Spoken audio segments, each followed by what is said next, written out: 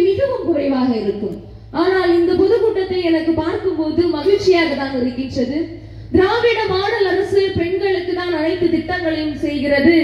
நாங்களும் ஆண்களாக பொதுக்கூட்டத்தில் பங்கேற்போம், ஒன்றிய அரசை கண்டித்து வலுவான குரலாக இருப்போம் என்று இங்கு வந்திருக்கும் அனைவருக்கும் எனது வணக்கம். முத்துகடல் சூழ்ந்திருக்கும் மூச்சுகடல் சூழ்ந்திருக்கும் தென்னகத்தில் அன்றும் இன்றும் என்றும் இளமை மாறாத என் முத்தமிழே, முதற் தமிழே, மூத்த தமிழே, செந்தமிழே, பைந்தமிழே, நறுந்தமிழே, மானே, மரகதமே, தேனே, திகட்டாத திரவியமே, என் தாயே, என் தமிழே, உன்னை வணங்குகின்றேன். ஒரு மாபெரும் பொதுக்கூட்டத்தை திமுக இன்னைக்கு நடத்துறாங்க. ஒரு மேடை பேச்சுல இரண்டு பேச்சாளர்கள் வந்திருக்காங்க.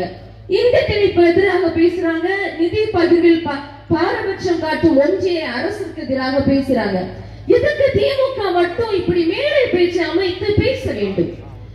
ஏன் வேற எந்த கட்சியுமே செய்யாதது திமுக செய்கிறது?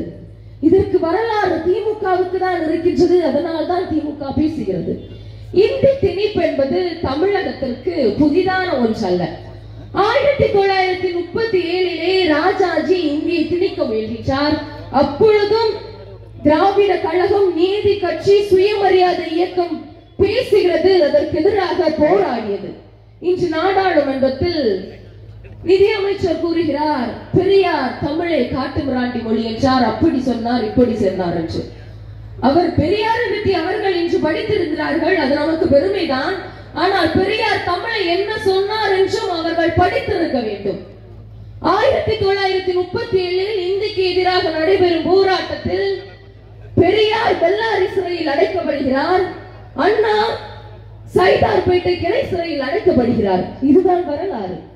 1938 தொடங்கிய போராட்டம் இன்று 2025 வரை நடைபெறுகிறது.